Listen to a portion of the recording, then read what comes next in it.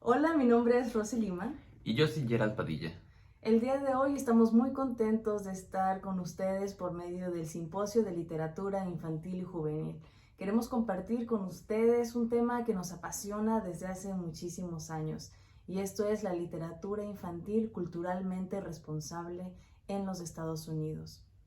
Como sabemos, los Estados Unidos es hogar para 60 millones de personas con ascendencia latinoamericana. Esto significa que hay un mercado y una necesidad para tener libros que representen las diferentes culturas de Latinoamérica. Es por eso que nosotros nos enfocamos en este tipo de publicaciones y queremos hablar con ustedes sobre cuál ha sido nuestro proceso y cómo es que hemos llegado a publicar ciertos libros que representan las culturas y los idiomas de esta nación. La inclusión cultural es un tema que ya se aborda en el ámbito educativo. Cummings, Valdés han escrito extensamente sobre cómo crear un currículum de lectura y escritura que responda a las necesidades culturales y lingüísticas de los chicos que están en las aulas. Sin embargo, esto no se ha extendido a la literatura que consumen los chicos en estas edades.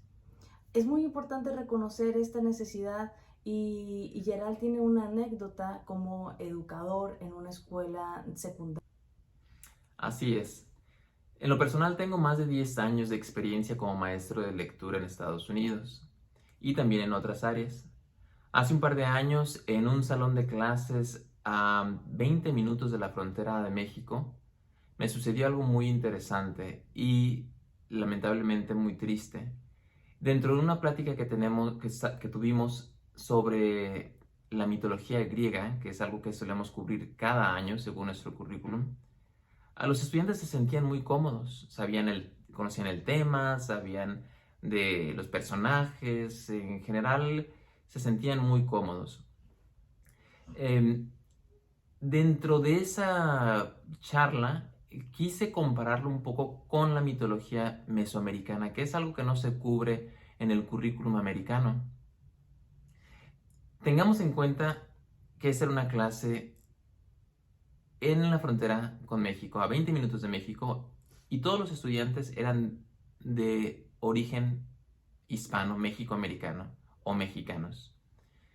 Y entonces quise hacer esa referencia y esa comparación con la mitología mesoamericana, en este caso la azteca.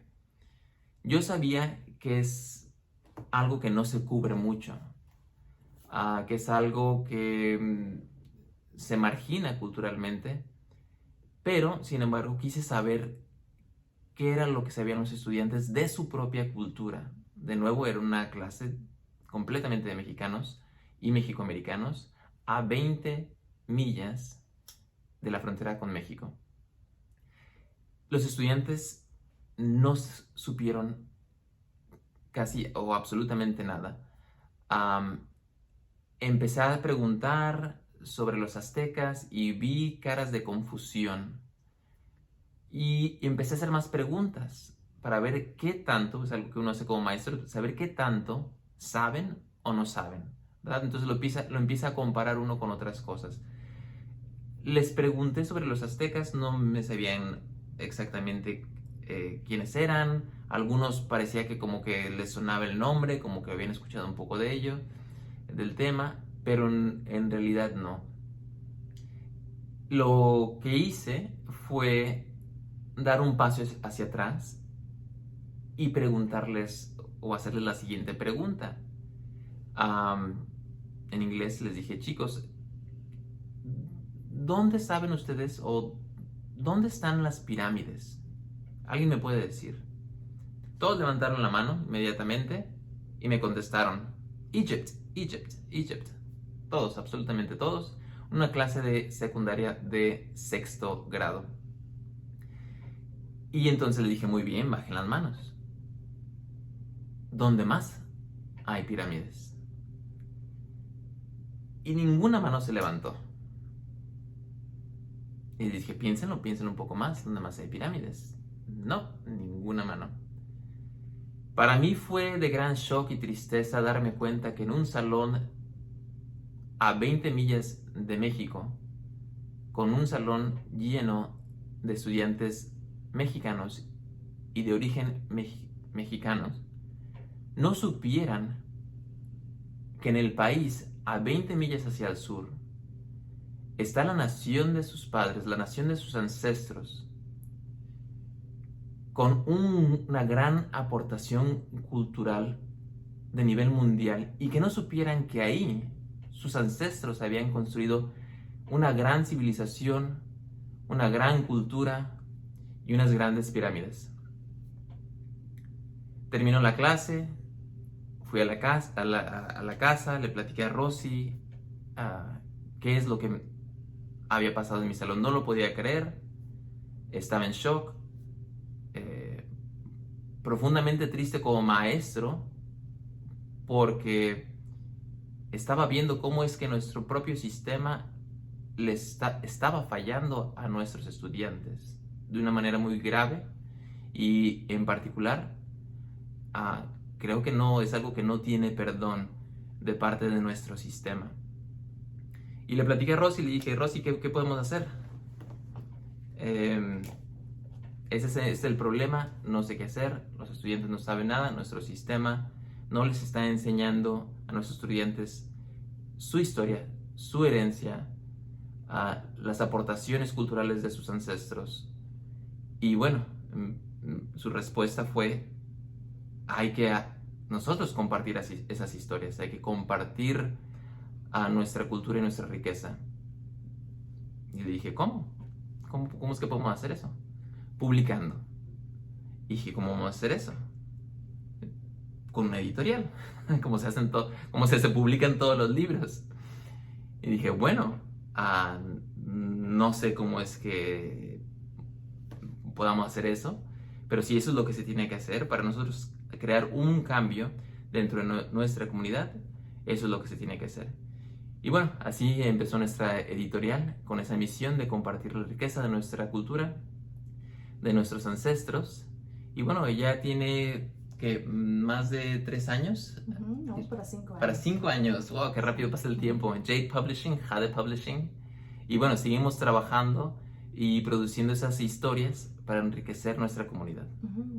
Y no nada más porque se vio la necesidad en una escuela secundaria, sino porque nosotros también, al haber hecho nuestros estudios en Estados Unidos, nos dimos cuenta de toda la información que no recibimos.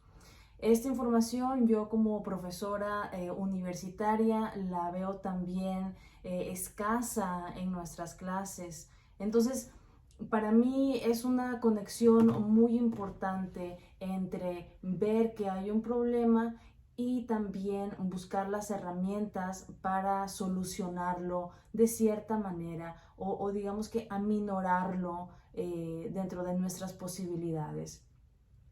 Ahora, ya una vez que hemos encontrado, digamos que ese nicho que debemos de cubrir, es importante obtener las herramientas para llevarlo a cabo. Cuando estamos hablando de material culturalmente relevante, nosotros tenemos que considerar no solamente la comunidad a la que estamos sirviendo, en cuestión de si son de Centroamérica o si son mexicoamericanos o de algún lugar de Sudamérica o el Caribe, sino también incorporar sus realidades lingüísticas. En Estados Unidos tenemos muchos estudiantes, como menciona Gerald, que son mexicoamericanos, y esto responde a necesidades lingüísticas muy distintas, ¿verdad? Sí, así es. Estas necesidades varían. En mi caso, por ejemplo, se hablaba español, siempre se ha hablado español, y tuve la oportunidad de aprenderlo, practicarlo. Pero en las casas de muchos jóvenes no es el caso. Muchos jóvenes se les dice que no hablen español con el propósito de que tengan una incorporación al sistema, no nada más educativo, sino también social de los Estados Unidos. A pesar de que hay hispanohablantes y de que el conocimiento de 2 idiomas es algo premiado con mejores oportunidades de trabajo, por ejemplo, a los niños se les pide que hablen inglés en las escuelas, y hasta el 1985 en el área fronteriza se castigaba a aquellos que utilizaban el español en la escuela. Sí, así es. Hoy en día ya no es ilegal, por decirlo así, hablar español, mas sin embargo existen muchas presiones sociales. Y lo que suele suceder es que la primera generación en mi caso, como mexicoamericano o latinoamericano, hablan el español, lo hablan, lo entienden, en muchos casos lo leen. La segunda generación, muchos casos ya lo entienden, pero no lo hablan. Y regularmente la tercera generación ya ni lo habla y ni lo entiende.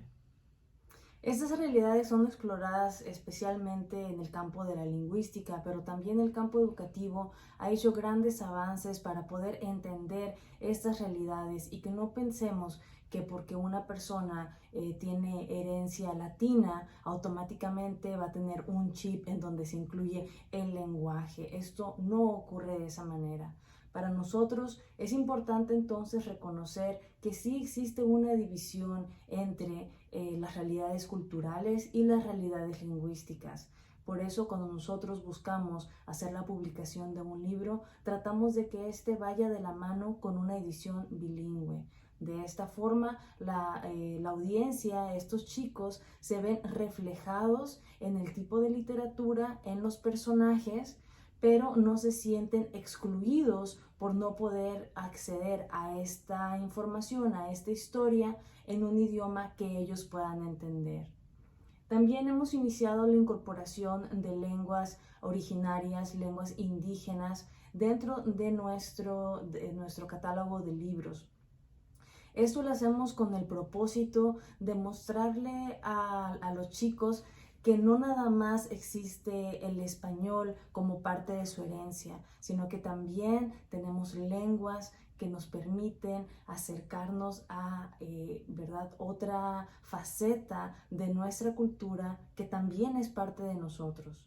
Y para mí se me hace especialmente importante porque de esa manera los chicos que no hablan y que ya no escriben ni entienden o leen español puedan decir, o sea, no es un problema que no hable español, porque hay muchas personas que tampoco hablan estas lenguas originarias y como quiera son importantes. Entonces, pone al español y a las lenguas originarias como este camino que ellos pueden seguir para esa reconexión con su cultura, y no nada más como un estigma, como una falta que ellos traen consigo mismos.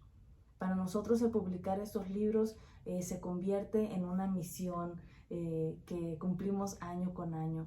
El buscar nuevas historias para publicar y el encontrar sus traductores también nos llevan a conocer personas maravillosas que también están buscando que los libros sean culturalmente responsables. Cuando hablamos de la literatura culturalmente sensible, lo que tratamos de hacer es incorporar aspectos culturales y lingüísticos diversos. Dentro de esto, como mencionaba Rosy, buscamos que nuestros estudiantes aprendan de las diferentes variantes lingüísticas, y que no nada más existe el inglés y el español, pero otras lenguas mesoamericanas que son igualmente válidas. Dentro de nuestros libros y publicaciones se encuentran, claro que libros en inglés, en español, bilingües, trilingües, algunos incluyen náhuatl, tenemos también publicaciones en maya, quiché. Y bueno, para nosotros ha sido importante y nos ha causado gran felicidad poder hacer esto, porque hemos notado un gran interés del parte del público.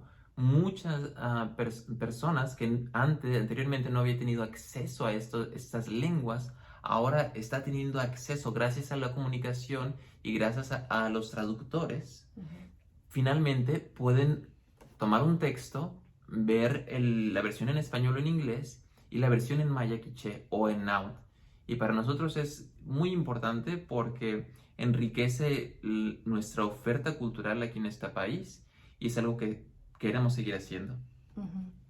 Además, varios estudios han revelado que cuando los estudiantes o cuando los lectores tienen materiales en los que se ven reflejados, ellos también invierten esa emoción dentro de las lecturas. Hay un artículo muy bueno de Taylor y Francis en el que habla precisamente de la diferencia entre un libro en el que el estudiante no se ve representado y un libro en el que el lector se identifica. Eso también lo vemos con los estudios de Situated Literacy, en los que se dan historias con diferente contenido cultural y los lectores exploran este contenido cultural y reflexionan sobre cuál es el impacto. Y siempre la respuesta ha sido que un libro en el que el estudiante se refleje, se vea reflejado por la herencia, por las tradiciones, por las culturas, por el idioma,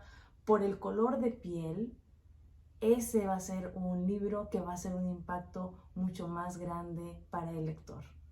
Les agradecemos mucho que hayan escuchado nuestro testimonio y esperamos también escuchar el testimonio de los otros ponentes en este gran simposio. Muchas gracias. Gracias.